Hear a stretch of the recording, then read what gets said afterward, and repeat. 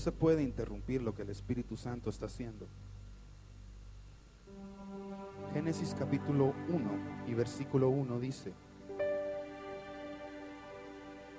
en el principio creó Dios los cielos y la tierra. No sé si te habías puesto a pensar, pues si en algún momento te habías dado cuenta de esto, pero el primer verbo revelado en la Biblia es crear. El primer verbo revelado en la Biblia es un verbo creativo. Cuando Dios empieza a trabajar, lo hace con creatividad, lo hace único, lo hace original. Cuando Él va a empezar un proceso de formación en tu vida, Él lo hace original, único y auténtico, y usa su creatividad para ello. Si Dios está empezando un proceso en tu vida, si Dios empieza un proceso en tu vida hoy, ten por seguridad que estás sujeto a ser transformado por medio de la creatividad de Dios. En medio de la formación de la tierra, en medio de todo el Génesis, el primer verbo que Dios, el Espíritu Santo, utiliza para inspirar al autor de este libro es crear. La creatividad de Dios. Y mira lo que dice, mira lo que decide formar: los cielos y la tierra. En el versículo 2 dice: y la tierra estaba desordenada y vacía, y las tinieblas estaban sobre la faz del abismo, y el Espíritu de Dios se movía sobre la faz de las aguas. Y entonces empieza todo el proceso creativo, hasta llegar al versículo 26, si te puedes saltear un poquito. Entonces dijo Dios: hagamos. Repite después de mí: hagamos. No suena a uno, suena a varios. No suena a Dios diciéndose a sí mismo: voy a hacer. No, dijo: hagamos. Hagamos al hombre a nuestra imagen, conforme a nuestra semejanza. Si está hablando de nuestra imagen y nuestra semejanza, ¿será que se está refiriendo solo a él mismo? Alguien más tuvo que haber estado en ese escenario. Y señoré en los peces del mar, en las aves de los cielos, en las bestias, en toda la tierra y en todo animal que se arrastra sobre la tierra. Y entonces Dios creó al hombre, a ti y a mí, y nos dio un ser. Y aprendíamos del hermano Bayardo que nos dio espíritu, nos dio alma y nos dio cuerpo. Pero ¿cuándo fue la última vez que te pusiste a pensar cuántos de esos tres elementos puedes ver con tus ojos? En realidad uno, el cuerpo. Yo no veo tu espíritu y yo no puedo ver tu alma. Quizás puedo ver la manifestación de tu espíritu y de tu alma, pero yo no puedo ver, solo puedo ver tu cuerpo. Solo una tercera parte de la forma en que Dios creó al hombre la hizo física. Significa que en tu integridad, en tu ser, eres más invisible que visible.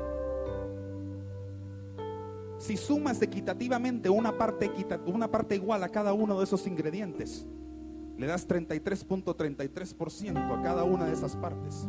El sumar la invisibilidad te da un 66%. ¿Ves la imagen y semejanza del Padre impregnada en tu cara, impregnada en tu rostro, impregnada en tu ser? Eres invisible. Hoy vas a activar esa invisibilidad. Ahora dice: hagamos a nuestra imagen y semejanza. Nuestra significa que tenía que tener la integridad, la semejanza y la imagen no solamente del papá, debía tener la del hijo y debía tener la del Espíritu Santo. De manera que usó el alma para inspirarse a sí mismo, y entonces le dio el alma. Ese es tu papá en ti. Y entonces dijo: le voy a dar espíritu. Bueno, no sé si fuese el orden, pero le voy a dar un espíritu y le voy a dar un cuerpo. Supongo que debe haber formado el cuerpo, porque luego entonces dice que sopló. Sopló. Ese es el aliento de vida que tú llevas. seríamos solo cuerpo, hermanos. Seríamos solamente cuerpo si no hubiera sido por ese soplo de vida. Sopla otra vez, Señor. Sopla otra vez sobre nosotros, para que cualquier cosa que esté muerta en nuestras vidas recobre vida nuevamente. Para que cualquier cosa que esté seca, cualquier cosa que carezca de vida, resucite. Eso fue lo que tuvo que haber levantado a Jesús de los muertos. Soplo de vida otra vez.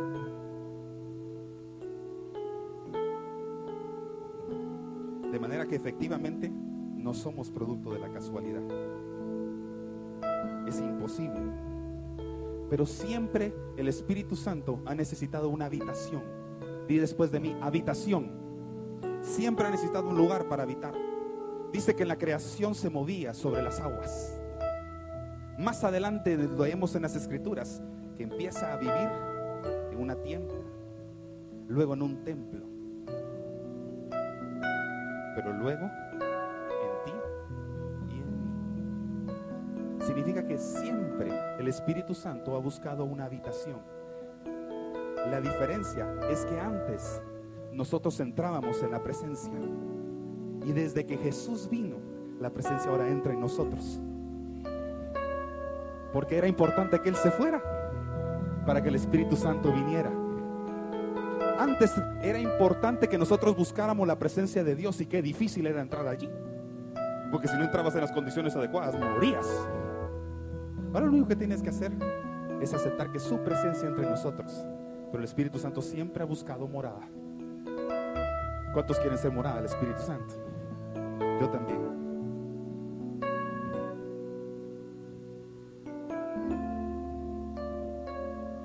Hebreos 11:3. Hebreos capítulo 11, versículo 3.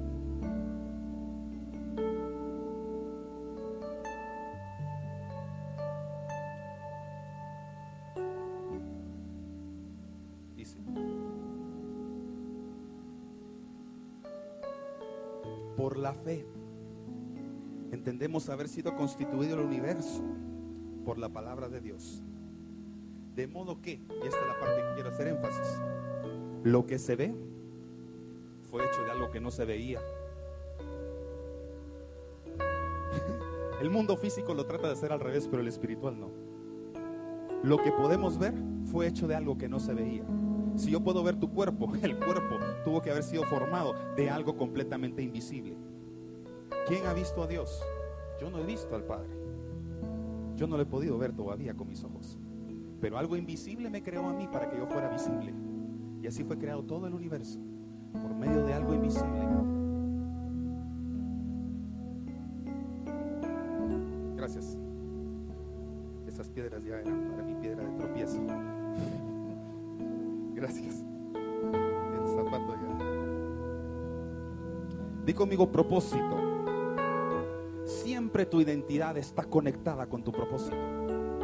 No pueden estar separadas, deben estar juntas y de la mano.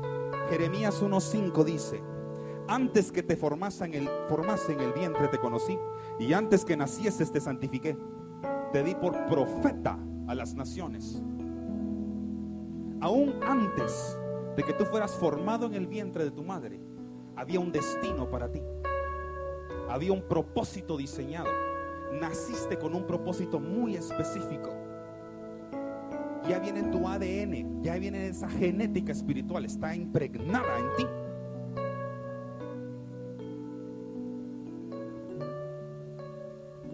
De manera que cuando nacemos de nuevo, nuestra existencia transmuta de un mundo terrenal y temporal a un reino espiritual y eterno. La pregunta que hacía Bayardo hace un momento: ¿y entonces para qué nacemos de nuevo? Fácil sería ser salvos e irnos a la presencia de Dios. Más fácil sería: bueno, ya acepté el reino, me voy. Más fácil sería. Pero la respuesta es muy clara. La única razón por la que usted está vivo es porque hay otros que están muertos, y porque el soplo de vida está en usted, para que sople sobre aquello que carece de vida. La única razón para que usted y yo estemos vivos es para que el reino se expanda. Y se expande a través suyo y a través mío.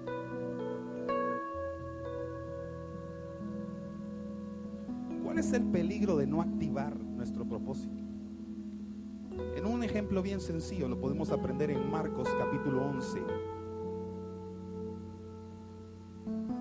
Si tienes tu Biblia, acompáñame a Marcos 11.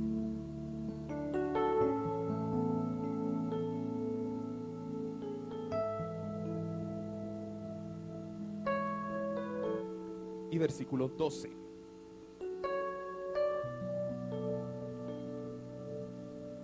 Refiriéndose a Jesús, dice: al día siguiente, cuando salieron de Betania, tuvo hambre. Una de las pocas ocasiones en que ves a Jesús con una necesidad física. Ya conocemos el alma y espíritu y el cuerpo. Pues esa es una de las pocas veces que vas a ver una necesidad del cuerpo físico de Jesús. Tuvo hambre como tú y yo lo pudimos haber tenido. Y entonces vio a lo lejos una higuera. Y esta higuera tenía hojas. Y cualquiera aquí que conozca una higuera debería saber que generalmente cuando tiene hojas y está frondosa es porque tiene fruto. De manera que se le... ¿cómo dice cuando uno se despierta el apetito? Se le antojó un higo. ¿A cuánto les gustan los higos? A mí no. Pero a él sí. A Jesús le gustan los higos. A mí no me gustan. Pues a él se le antojó un higo. De manera que se acercó a la higuera y hurgó entre las hojas. Todo para darse cuenta que no había absolutamente ningún fruto ahí adentro. La función de la higuera, hermanos, es dar higos. Como la función de un naranjo es dar naranjas. Difícilmente vas a ver un naranjo que dé higos o que una higuera de naranjas.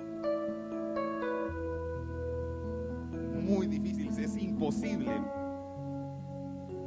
Porque cada quien da fruto de acuerdo a su género. De manera que se acercó y no encontró absolutamente nada. Y entonces pon atención a esto, porque si no pones atención te lo puedes perder. Entonces Jesús dijo en el versículo 14, le dijo a la higuera: nunca jamás coma nadie fruto de ti. Y lo oyeron sus discípulos. Nunca jamás coma nadie fruto de ti. Versículo 20, me voy a saltar un poquito. Y pasando por la mañana vieron que la higuera se había secado desde las raíces. Ojo, dice que se secó. Jesús no dijo que se secara, la maldijo y dijo que nunca comiera fruto nadie de ella. No dijo que se secara.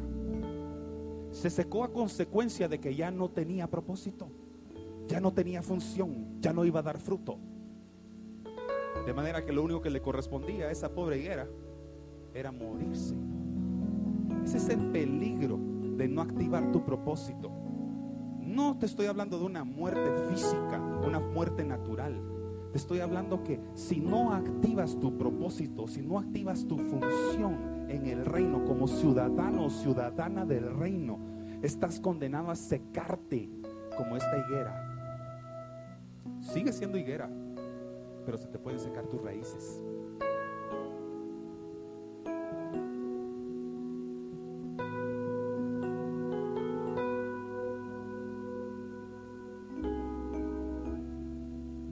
Te voy a dar 3 claves que Dios me enseñó a mí de cómo revelar y cómo entender, nuestros propósitos. Cómo comprender cuáles nuestros propósitos. Te voy a dar 3. Pueden haber muchas, pero yo voy a usar 3 nada más. El primero, si estás apuntando, es: debo reconocer la ley. Debo conocer mi manual. Levanta la mano, ¿cuántos aquí saben usar un microondas? Ese sí va a levantar la mano. ¿Sí? ¿Saben operar un microondas? Muchas veces, la mayoría de nosotros hemos aprendido a usar electrodomésticos tan sencillos como un microondas sin el uso de un manual. Y opera. Pero luego resulta que hay una función que nunca descubriste, que te hubiera facilitado más la vida todavía para calentar un alimento. ¿Y cómo lo descubriste? Porque alguien te dijo que estaba en el manual. Quizás llegaste con la persona que te lo vendió y le preguntaste, mire, mi microondas no funciona. ¿Por qué? Porque quiero hacer tal cosa y no funciona. Y no te sorprenda que el vendedor te diga, ¿ya leyó el manual? Está en la página 18. Tú puedes ya haber descubierto tu propósito, pero si no sujetas tu propósito al manual, puede ser que no esté operando al 100%. Eso se llama que tu propósito le falta plenitud. Repite después de mí: debo conocer la ley. Esta es tu constitución. Debes conocerla y debes operar con ella en tu propósito. ¿Cómo es posible que queramos la plenitud de algo eterno si no estamos activando nuestra eternidad desde aquí en la tierra? ¿Cómo es posible? Segundo, de cómo entender mi propósito, voy a la segunda. Debo reconocer las llaves que me han sido dadas.